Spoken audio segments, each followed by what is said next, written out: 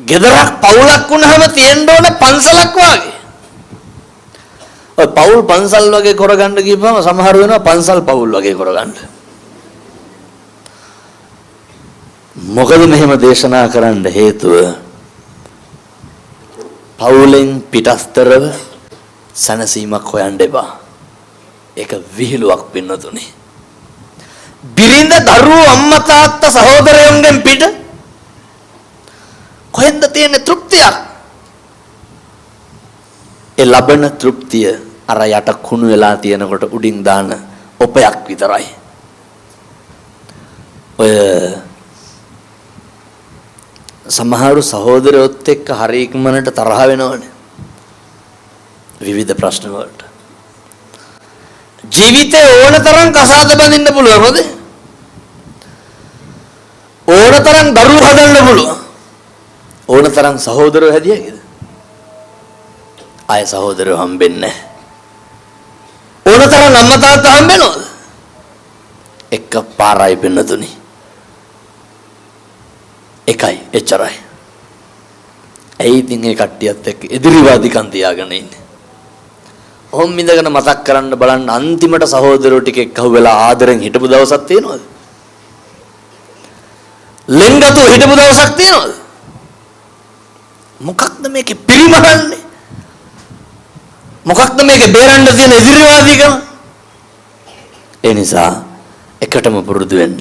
බිරිඳයි දරුවෝයි අම්මයි තාත්තයි එක්ක හොඳට ඉන්න. බිරිඳ දරුවොත් එක්ක බත් ටිකක් කන්න තියෙන වෙලාව ඔය කොහෙවත් තැන් වල යන්න එපා එක එකව කරන්න. ඔය සමහර තාත්තලා ඉන්නවා ආපුවාම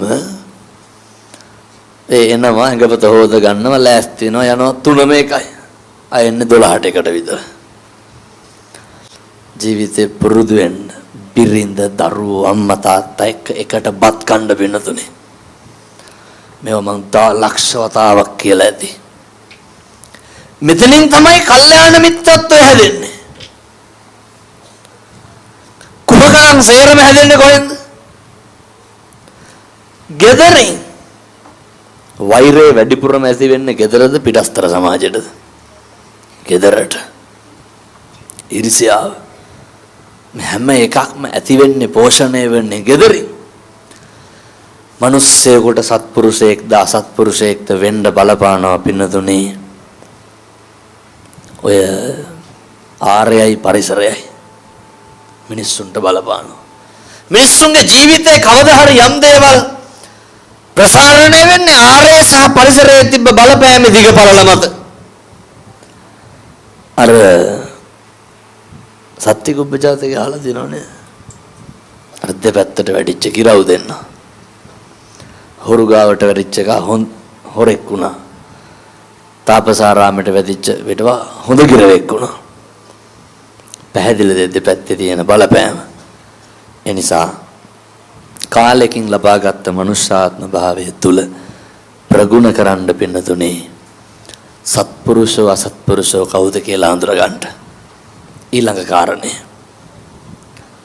පින්නතුනේ බණ කියන්න වෙලාවක් නැහැ දැන් විනාඩි 45ක් ඉවර වෙන්නේ. ඔය මට ඇත්තටම වෛද්‍යවරු කියලා තියෙන විනාඩි 45කට වඩා කතා කරන්න එපා කියලා. ඒ වුණාට මම දවසට තාමත් බණ 4ක් විතර කියනවා. දැන් මම මේක ඉවරලා මෙහෙම ගම්පොළ යන්න ඕනේ. හෙට උදේ ධර්ම දේශනාව. ඒක ඉවර වෙච්ච ගමන් ආපහු ගිරිඋල්ල එන්න ඕනේ. මාසෙට කිලෝමීටර් 13000ක් විතර යන්න ඕන. දවසට පැය 15ක් විතර කොහෙද ඉන්නේ? වාහනේ, පාරේ. අප්‍රමාණ කරුණාවෙන් හැඟීමෙන් මේවා කියන්නේ ඇයි?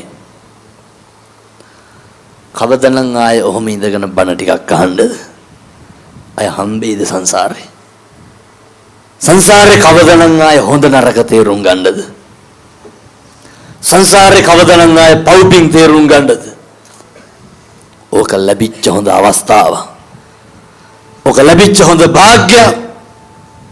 ඒ නිසා ඕක නාස්ති කරගන්න එපා.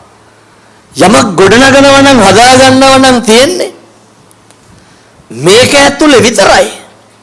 මේ අවුරුදු 7-800ක් මේකේ ඉන්නේ නැහැ. මම බණ කියනකොට මැරෙන්නත් පුළුවන්. ඔයත් බණ අහනකොට මැරෙන්නත් පුළුවන්. ඒ නිසා මේ බොහෝම ඉන්න කෙටි කාලය තුල මේ ජීවත් වෙන පුංචි කාලය තුල අද ඉඳන්වත් සත්පුරුෂෝ අසත්පුරුෂෝ කවුද කියලා තේරුම් ගන්න. එහෙම නැත්තම් පින්නතුනි කෙල වෙනව නහුතටම. මෙතුවක්කල් මොකද වුනේ? වැඩිපුරම තට්ටුව දැම්ම නම් දැම්මේ කවුද? ඈතින් හිටපු මිනිස්සුද ළඟින් හිටපු මිනිස්සුද?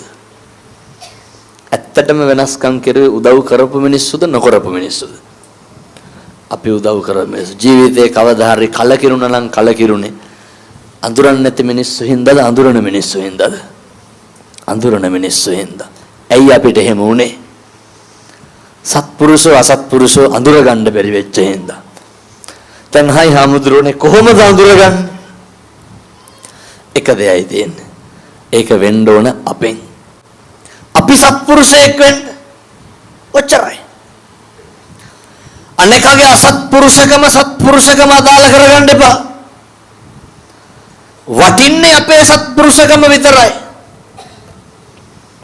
මෙහෙම දේශනා කරන්න හේතුව තමයි කාට හරි ඔය උදව් පදව් කරන්න ඇල්ලතුරු වීදුරුවක දෙයක්වත් බලාපොරොත්තු වෙන්න එපා. හැම කෙනෙකුටම උදව් කරන්න. අපෙන් කරන්න තියෙන දේ විතරක් මතක් කරන්න. අපි පුරුදු වෙලා ඉන්නේ අපෙන් කරන්න තියෙන දේ ගැන හිතන්නද අනෙකගෙන් ලැබෙන්න තියෙන දේ ගැන හිතන්නද?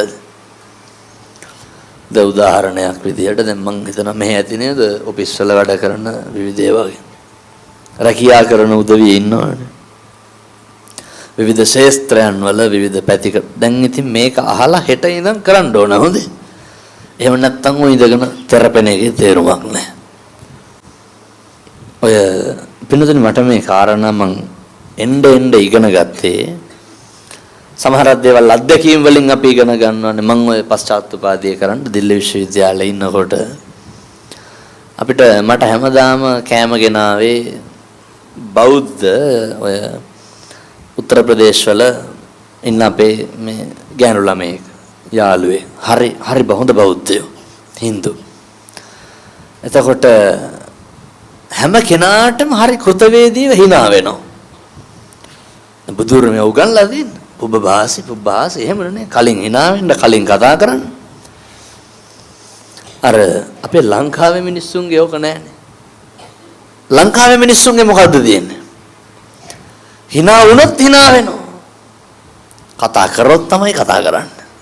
නැද්ද අපි වැඩ කරන තැන්වල උදේ පාන්දර දැක්කහම මූණ බුම්මගෙන ඉන්නවා. එල්ලගෙන ඉන්නවා මූණක් කටක් බල්ලා hina වෙන්නද මිනිස්සු නැද්ද?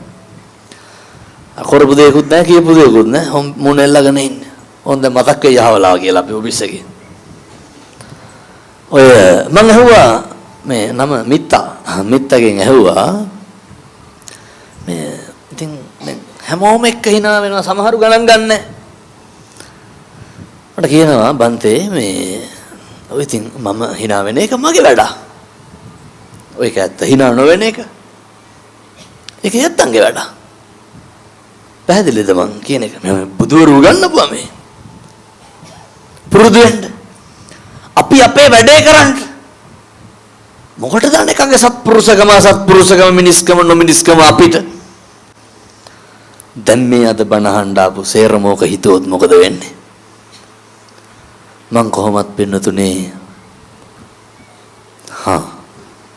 සතියට 50000කට වැඩියෙන් බණ කියනවනේ. 70000කට විතර සතියට බණ කියනවා.